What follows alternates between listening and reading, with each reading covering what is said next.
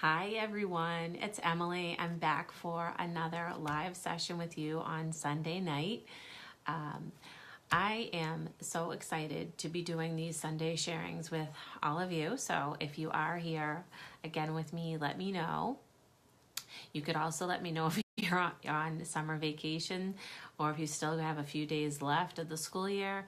Here in Massachusetts, school does not wrap up until the very end of June. My husband won't be done until, I believe he just told me, June 29th. That is really, really late. We had so many snow days this year. March just slammed us with like 3 nor'easters in a row. So we're just itching here for the school year to die down for him. He's a teacher as well. So let's just talk, hi Stacy, for a few minutes here about trying to do all the things in June. June is just wild in our house. In the past week, we had a preschool graduation. We have a dance recital coming up. We had gymnastics shows. We're trying to juggle a lot of things in our house. You know, I have 4 small children, and trying to do all the things isn't always the best thing to do. So I hope this summer you have a chance to try to balance out work life, family life. I know for me personally, I had to, with having 4 small children, running an online business, I knew that I had to really work on not taking on a huge tutoring clientele. For me, I have a small part-time group of tutoring students and then my online business, but family comes first for me, and that they are my priority. So if you're one of those people trying to do all the things, I know I identify with you. I try to do that as well, but think about how you can balance that. All right. So moving on from trying to do all the things, I always like to start off this with, before I do that, oh my goodness, did you see behind me? Somebody last week said, I have to read everything backwards. And I figured out how to turn it around. So there's a little tool on Facebook. I mean, thank goodness for Google, right? I figured out how you don't have to see everything backwards anymore. So I said, I can figure this out. So of course, just thanks to Google, I looked it up and here we are. So somebody who was in the live video last week, I hope she's back this week. I'm sorry, I don't remember your name, but I figured it out. Okay, so let's get started. So I was in my speech to print book group the other night, and we were talking about the power of phonological awareness. I mean, this is just so critical. We know that. We have to devote so much time in the early grades to phonological awareness. So one of the books, when we were talking about alliteration, and I said, hey, I have a great book for alliteration. There's a bunch of these, and let me know if you have this in your libraries. It's called Muddle and Match. Hi, Connie and Ellen. And this is just such a cute book. My kids asked me to read this again and again, but it is a perfect book for alliteration. You know, teachers, when they find the perfect picture book, I mean, it's just, all right, we've hit the jackpot, right? Okay, so if you open it up, there's all these flaps in there, so you can interchange the different fairy tale characters. But take a look at the example of alliteration in there. So it says, Goldilocks, a golden-haired girl, guzzles and gulps greedily when is greeted by growling grizzly bears. And I love how you can just change off the different, there's Jack and the Beanstalk, and there's, Snow White is in there. So Katie has it. My kids just love this book so much, and I just thought, wow, what a great example of alliteration. So I will try to post a link to that one at the end. When I was looking up how many more muddle and matches are out there, there's like at least 5 other ones, different kinds. So check that one out. All right, so the next 2 picture books I thought were perfect for your kiddos who I know you want them to elaborate, you want more detail in their writing, you'd like them to be a little more descriptive. Hi, Angie. And I know the power of the picture book can really, really help just your mini lessons and your classroom so much. So I have 2 different ones, and these are actually great for summer writing as well. Oh, I know the illustrations on the other one do look vintage. I know, I love it. Okay, so this one is If I Built a House. Now, let me know if you have seen this one. So I have twin 5-year-old boys. And this book is right up their alley because the minute I opened up to the beginning of the story, they're seeing a boy there building with Legos, building with Tinker Toys, building with Lincoln Logs, and he's deciding that he is going to design his own dream house. And he just goes into such description of how every room is going to have just these incredible things. And he's explaining it to his mother. I love this as an example of descriptive writing for children. I think this would be a perfect addition to that. And then when you're thinking about pairing a picture book with another picture book, something similar, I have this one too that my kids love. It's called Everything You Need for a Treehouse. Now, what a perfect picture book for the summertime with, talking about being outside and playing, but also just bring out a child's creativity. So my kids love the page, where is it? Where they design a treehouse that you can swing from. There's a waterfall nearby. But this is more of an example, I would say, of some free verse poetry, which is a great pairing with If I Built a House. This one's pretty new. I saw this one on Instagram, had to get it right away. So if you pair these 2 together and you need a summer writing project and to work on more description on how to get your kids to elaborate and a chance to build in some STEM there as well, like with this book, you bring out the Legos and the Lincoln Logs and the Tinker Toys, or just have them create their own house. And then this one, having them design their own treehouse. I mean, there are just so many interesting ways to just tie in some STEM activities with this. So these are the 2 books that I think that are great for writing. And then I'll show this one more time. That was Muddle and Match for alliteration for your phonological awareness libraries. I really like to have my own dedicated children's book library with a basket of books that I use just to go over phonological awareness activities, like good books for rhyming, good books for onomatopoeia, alliteration, and so forth. So those are just a few I wanted to mention too. Okay, so I will post links to those at the end. I just love talking about children's books. If I could just do that all day, I mean, that's just a dream job. I mean, maybe, I don't know, I have to be a children's librarian. So I'm gonna give a shout out to my awesome friend, Kathy Cool, because she's a school librarian, and I just think she's so wonderful. I just love school librarians. So, all right, so let's move on. Somebody came up with a great question last week about multisensory teaching, but best practices in literacy. So we know I talk a lot about multisensory teaching. So I have this little poster here, if you notice, that's right beside my Literacy Nest Live board, which is not backwards anymore, by the way. And I just pull this off here to show it to you.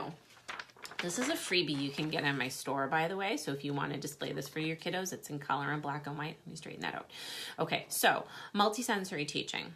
We're talking about hitting up visual, auditory, kinesthetic, tactile kind of together. And when we can incorporate at least 2 to 3 of those senses simultaneously, that is good, strong multisensory teaching practice. So when you see the child in this picture, okay, so a lot of things are going on. he is looking at his paper and he's writing the word cat, C-A-T. He's saying the letters out loud. He's hearing them in his ears. So there's the auditory. He is touching the letters. Okay, so there's tactile kinesthetic. So you see, this is called the language triangle because all of those things are happening simultaneously at the same time. So we can incorporate that in so many ways in classrooms. This does not just have to happen within an Orton Gillingham lesson. So I have sort of this low-tech activity you can try that there is an app for it. I know, and apps are fun, but I like to go low-tech sometimes. Actually, a lot of the time. And those are just as great. And they're hands-on. So anyway, if I will post the link to grab this poster in at the end of the live, if you want to grab it. This is a freebie. And I also include a page where there's 4 little posters to a page. And you can snip them out and then glue them into the child's notebook or whatever you want to do with that. Okay. I have to remember not to talk so fast in these live videos. I think I have a habit of doing that. So I'm trying to slow down tonight. All right, so a low-tech version of the Wet Dry Try app. If you haven't tried yes, Iris, I absolutely love the multisensory approach to teaching as well. It is just so effective for my students. All right, so back to what I was saying. There is an app called the Wet Dry Try app, and it is a version of using a good old-fashioned chalkboard. And where's my chalk? This is the beauty of going live. I think it just fell on the floor. Hang on. Yep, that's what I heard. That is what I heard fall earlier. Okay, all right, I'm back. Piece of broken chalk, which you don't need. You'd probably want a longer piece than the one that just fell on the floor for me. And I cut a little piece of a sponge because you want it to be nice and thin for the child to write with, and they would hold it, I guess, sort of like a pencil. And just either a chalkboard eraser, or I just have a little one of these baby washcloths because I have a million of these in my house. So, and a little bowl of water. You don't need a lot of water.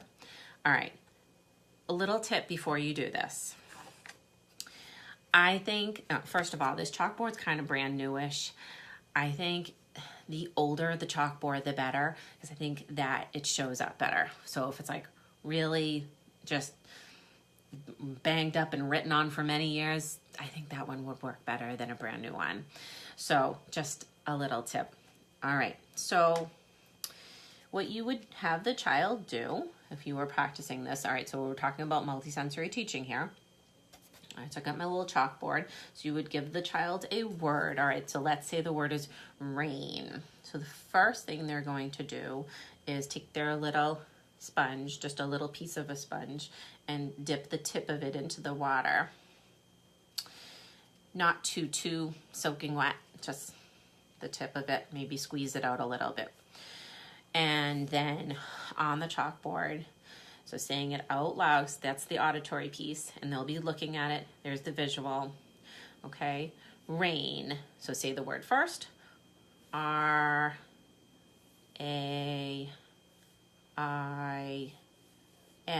Okay, so it looks wet, right? All right, so that's the wet part. Wet, all right? Now, dry it. Okay, so I'm going to look at it. R-A-I-N, rain.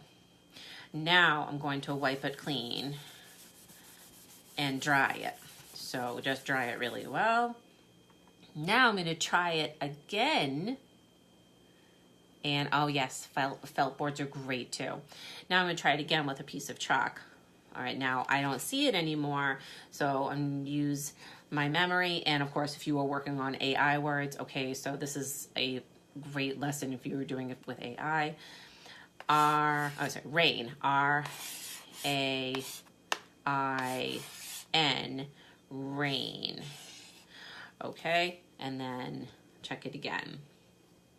Okay, so that is just one thing you can do. And I mean, that is just the simplest thing. Now, you can use this as, you know, adding in the sounds, of course. Okay, so if the person, I know Natasha is saying great idea, but I think it would be better if the child actually said the sounds of the word as they write it. Certainly, you can incorporate the sounds. It's a great suggestion. So definitely try that out. But once again, just a low-tech version of the app. If you don't have access to a mobile tablet to try out Wet Dry Try, that's something you can do. That app is great, but that's just something, I know everybody has a little chalkboard lying around. And you could do it, probably not with a whiteboard though, because the wet part might be kind of tricky, but maybe you can think of something like that. But kids always like using chalkboards, I find, and then just the wet part and cleaning it off and then writing it again. So that's a very quick little activity that you can incorporate in a center or in your reading groups or one-on-one if you're working one-on-one with children. So that is pretty much it. So I'm going to be wrapping up. I know my lives on Sign In Aids are not very, very long. It's so funny. If you look at last week's live video, at one point I'm looking over off in another direction, and because I do my live videos in my office in my basement, and I just happened to see my husband come downstairs to do some laundry, and so I had to give him a look like, listen, I'm doing a live video right now. You're not turning on the washing machine while I'm doing this in front of people. So that's just like hashtag real life here. Just keeping it real with these lives. I am going to try to answer your questions at the very end. If I don't in this video, certainly I always respond in the comments. So I will post the link once again to the language triangle to grab that, and the links to the children's books that I mentioned earlier. And that is pretty much it. If you are one of these people that has signed up for Tutor Success Academy, I will see you Monday night in the Facebook group for that. I'm super excited about my online course this summer. And if you had any questions, you can certainly message me about that as well. All right, it says, Stacy, I will try to get back to you about that comment, because I think that is certainly something we could have a big discussion about, and I'm happy to help you in any way I can. All right, I will be back next Sunday night, hopefully. But I have to say that it is also Father's Day. So if I happen to skip that, you will know why. And I will be back the following. Okay, thanks so much for joining in tonight, though, guys. Have a great week. Bye.